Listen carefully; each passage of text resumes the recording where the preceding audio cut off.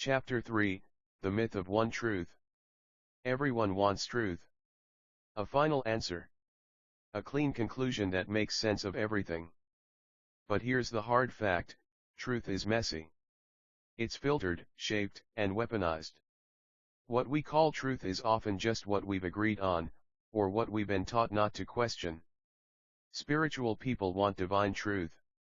Scientists want empirical truth. The self-help crowd wants inner truth. Politicians want whatever truth keeps them in power. And your brain? It just wants a story that keeps you functional. This chapter pulls the mask off the idea that there's one truth waiting to be found. It's not out there, pristine and untouched. It's built, layered, negotiated, and sometimes, straight up invented.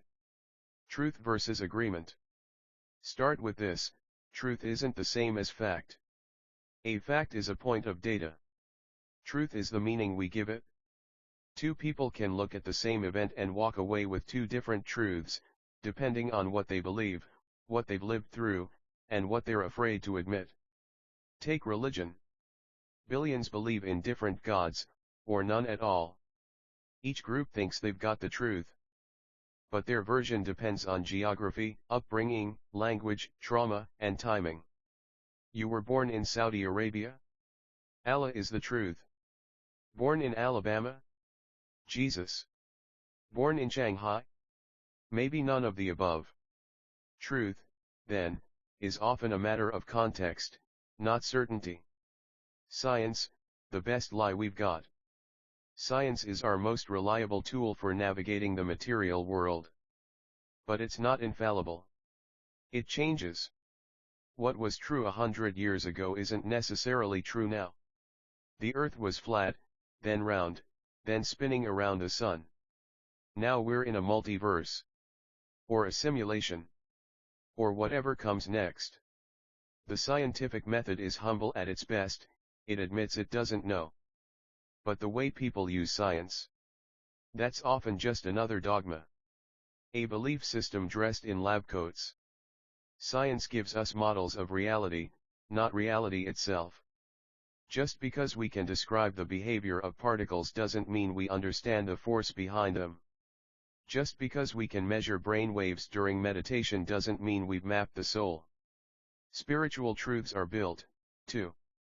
On the other side, spiritual paths often claim to offer ultimate truth. The problem is, they contradict each other. One says the self is an illusion. Another says the self is divine. One says salvation comes through surrender.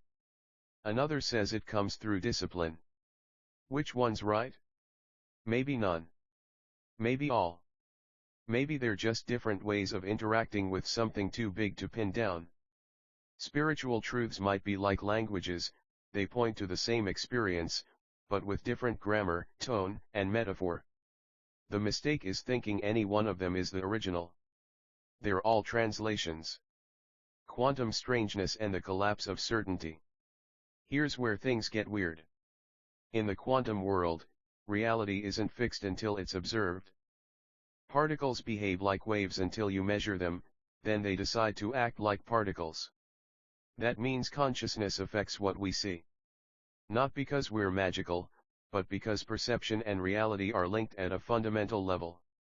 This has been hijacked by pseudoscience, sure. But the core idea stands, the world doesn't behave like we thought it did. Cause and effect aren't always linear. Reality has uncertainty baked in. So how do we talk about truth when even physics admits it shifts depending on how you look? Placebo and the power of belief. Then there's the placebo effect, hard proof that belief can change biology. Give someone a sugar pill and tell them it's a painkiller, and their brain releases opioids. Fake surgeries sometimes produce real recoveries. This isn't about gullibility, it's about the mind's ability to reshape its reality based on expectation. That's the same territory spirituality operates in. If you believe you're cursed, your nervous system will behave accordingly. If you believe you're protected, same deal. Belief bends perception. Perception bends the nervous system. The nervous system bends your experience of life. So where does truth start in all that? The danger of needing certainty. Why do we even want ultimate truth so badly? Because we're uncomfortable with the unknown. We want ground to stand on. Certainty gives us control. Control gives us safety. But the world doesn't play by those rules. It's uncertain, unstable, and often unknowable. And that's not a glitch. That's the design. The more we cling to a single truth, be it scientific, religious, or personal, the more blind we become to what doesn't fit. We filter it out. We call it false.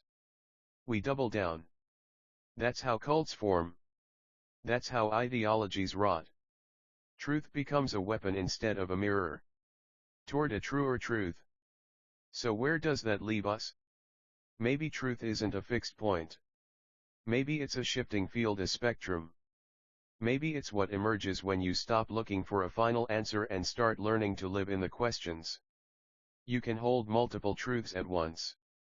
Your mind is a pattern-making machine. And sometimes it picks up signals from something bigger. You are just atoms and impulses. And also something more than the sum of them.